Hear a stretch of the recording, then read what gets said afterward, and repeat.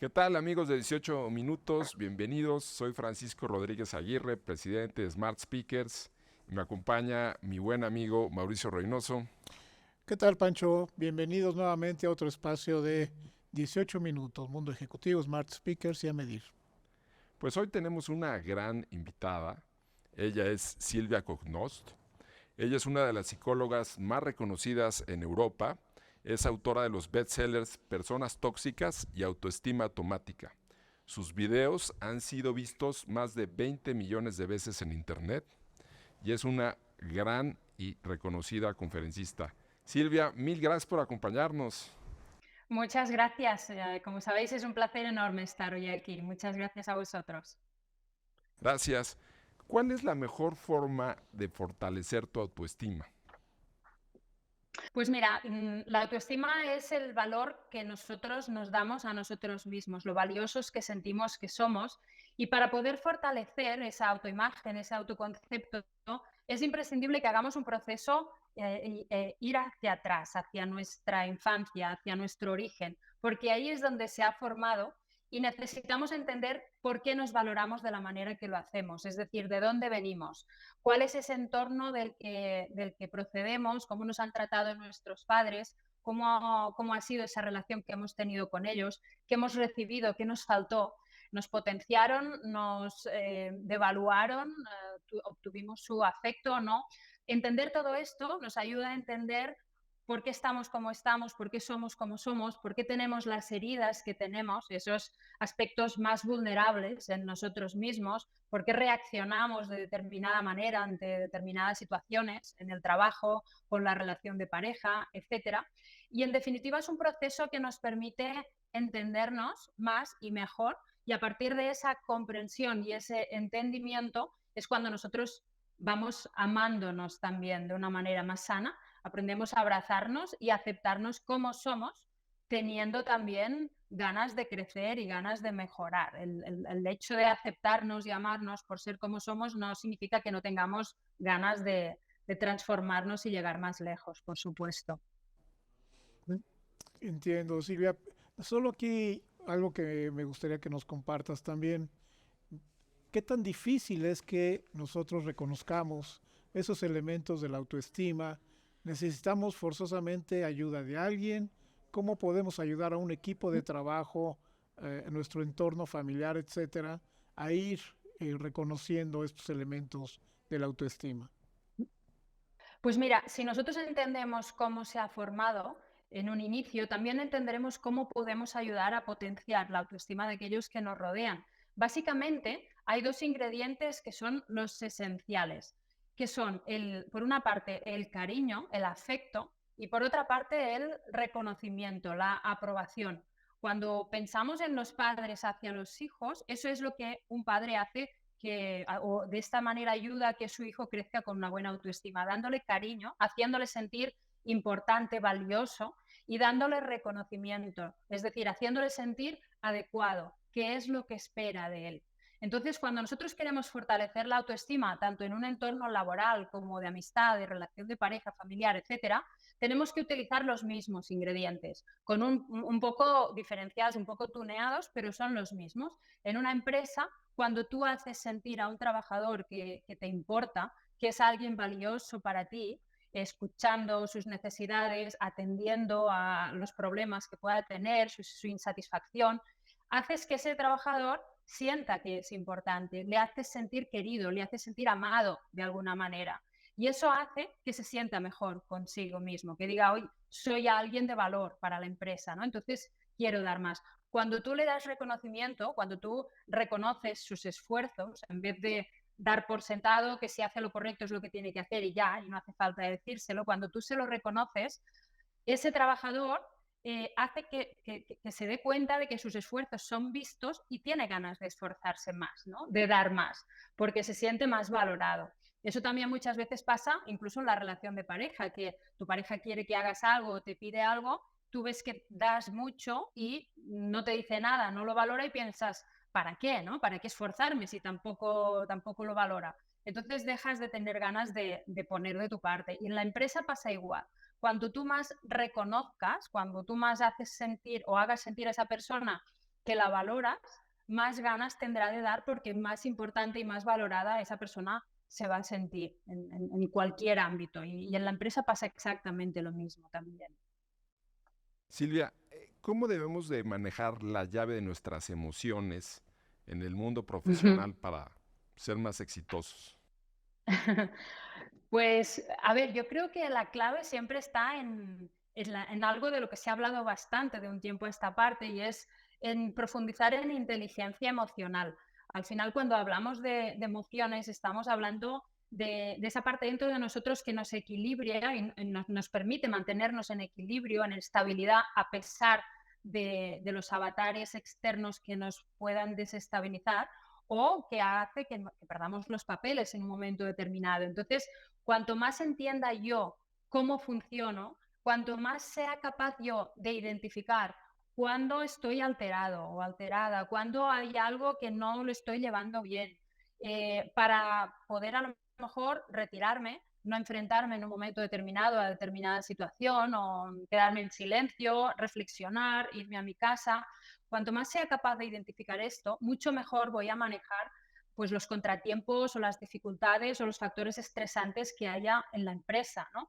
Yo lo veo, por ejemplo, en mí misma. Yo soy una persona que reacciono, cuando estoy enfadada a veces podría mandar un mail o cuando estoy decepcionada con un trabajador podría enviar un correo electrónico y luego a veces, hace tiempo hacía eso desde esa ofuscación y luego siempre me arrepentía porque probablemente no lo dices de la manera que tendrías que decirlo, ¿no? Entonces, cuando tú te das cuenta que a lo mejor identificas que ese no es un momento de equilibrio y autocontrol, lo escribes, lo dejas en borradores y el día siguiente vas y lo miras. Entonces, y probablemente vas a quitar la mayoría de las cosas que habías apuntado. Yo creo que es importante aprender a tener esa capacidad de mirarnos y de identificar cuáles son las emociones que estoy sintiendo en este momento. Si no son emociones que yo esté controlando y que me aporten paz, equilibrio, que me aporten coherencia para yo poder pensar y decidir de la mejor manera posible, pues dejarlas a un lado y esperar a que me haya calmado, ¿no? Porque evidentemente no hay nada que sea una estabilidad constante y debo aprender a manejar esto, sobre todo cuando trabajo con personas y con factores externos que no siempre controlo. Gracias. Y me recuerdas algo que yo solía trabajar en planes de desarrollo con gente con la que yo colaboraba en diferentes empresas, es reconoce tus fortalezas y a partir de ahí impulsa tu carrera, tu desarrollo, etcétera.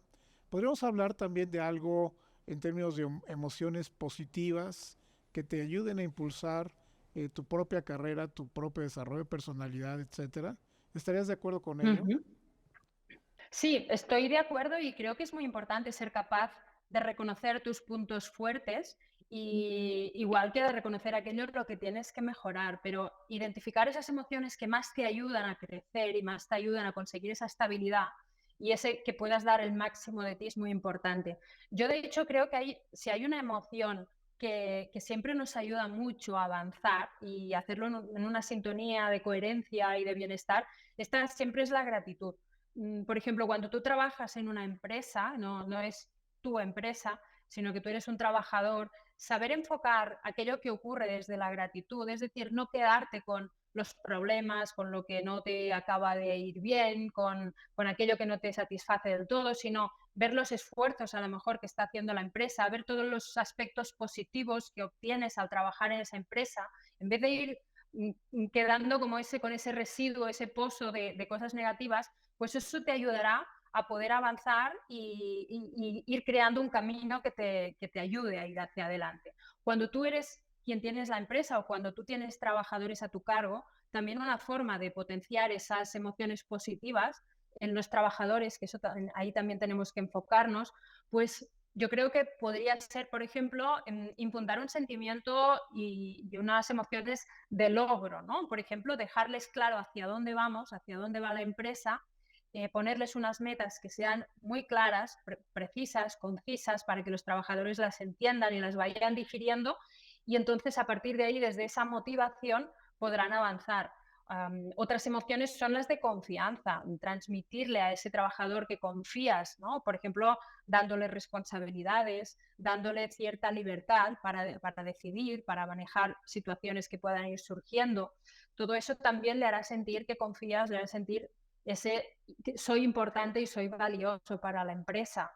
Emociones de pertenencia también, ¿no? Ya sabemos que organizar actividades con los trabajadores para que se sientan unidos, para que se hagan equipo, todo esto también genera y nutre esas emociones positivas que al final acaban como consecuencia en un éxito mayor para la empresa. Cuanto más felices y sientan que pertenezcan los trabajadores a esa empresa, más sientan que forman parte de esa empresa en todos los sentidos, mucho más se van a implicar y esto al final se ve reflejado. Silvia, tú eres una experta en relaciones tóxicas, ¿no? Pues, tus libros y toda esta parte, En ¿no? cómo manejarlas, ¿no? Sí, cómo manejarlas. Sí, ¿cómo te das cuenta que una relación es tóxica? Buen punto, Doris. Pues mira, te das cuenta porque te hace sufrir estar en esa relación, porque tú no estás a gusto. Igual que cuando quieres un alimento que para ti es tóxico y te empiezas a encontrar mal porque tienes síntomas físicos, con una relación tóxica te pasa lo mismo, pero es más a nivel emocional. Te deprimes, te obsesionas a veces en cómo hacerlo para satisfacer a esta persona que nunca está contenta por mucho que haga, cómo hacerlo para no tener esos problemas, para que esté a gusto conmigo. Entonces eso te crea insomnio, te crea problemas digestivos, te crea obsesión, te crea depresión, te crea ansiedad. Esos son síntomas de que esa relación para ti es tóxica.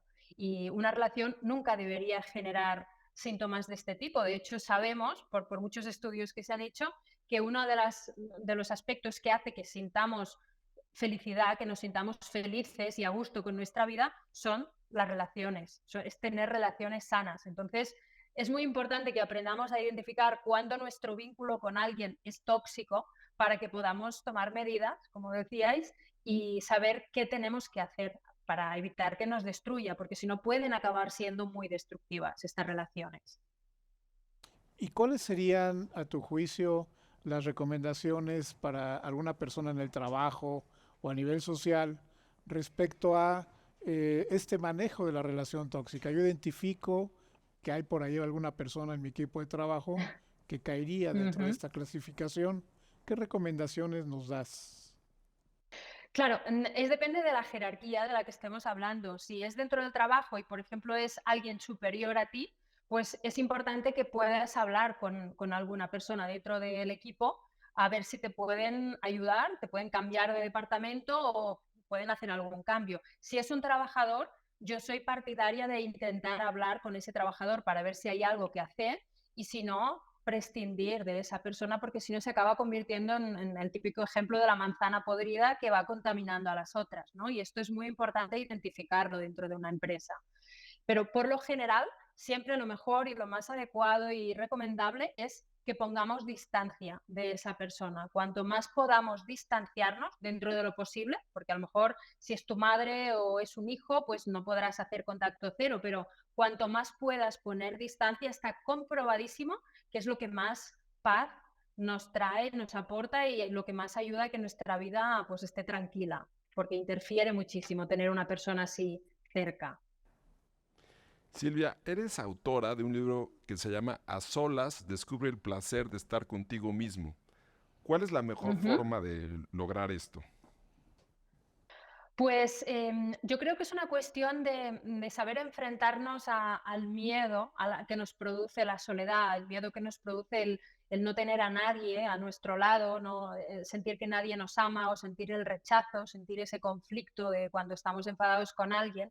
Tenemos que enfrentarnos a ese miedo y aprender a tener una buena relación con nosotros mismos. Y eso no es otra cosa que cuidar nuestra autoestima. Fijaros, volvemos al principio de la entrevista, ¿no? Aprender a valorarme, a amarme por ser como soy, hacer un proceso que me permita conocerme bien, saber cuáles son mis valores, qué es lo que a mí me hace sentir realizado de verdad, qué es lo que a mí me satisface y me nutre, para poder darme más de aquello. Muchas veces como tratamos de huir de la soledad y de conectar con nosotros, estamos siempre buscando ruido, ¿no? Buscando actividades, buscando que se llene nuestra agenda, tener personas que estén disponibles. Y eso impide que podamos hacer ese viaje hacia adentro para aprender a amar esa relación con nosotros mismos. Y está comprobado, os lo aseguro, que si tú no te amas y no sabes estar bien y a gusto contigo, si tú no sabes qué hacer con tu tiempo cuando te quedas a solas y disfrutarlo,